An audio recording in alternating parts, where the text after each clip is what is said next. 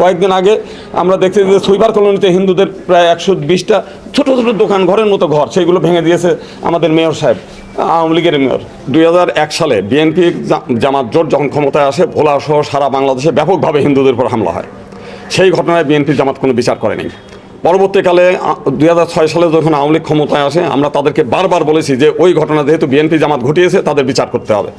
তারা বিচার করে নাই। পরবর্তীকালে আমরা হাইকোর্টে রিট করেছি। রিট করার পরে বর্তমান যে প্রেসিডেন্ট রাষ্ট্রপতি শাহাবুদ্দিন, তাকে কমিশন প্রদান করে সিআইডির একজন আর স্বরাষ্ট্র মন্ত্রণালয়ের একজন, এই 3 সদস্য বিশিষ্ট একটা কমিশন হয়।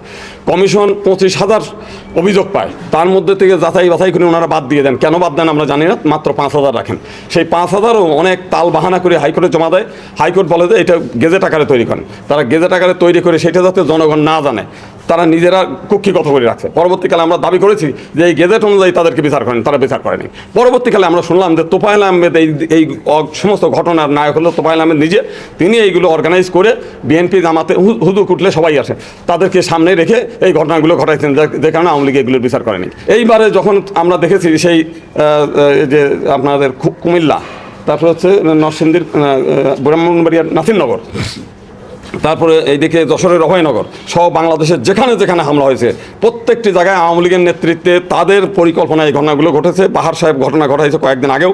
আমরা যেটা মেসাকার হয়েছে সেই কুমিল্লা থেকে আরম্ভ করে, মানে নাথচাঁদপুর থেকে আরম্ভ করে সেই একেবারে চৌমোহনী সমস্ত ইস্কন মন্দির টন্দির ভেঙে ধ্বংস করেছে।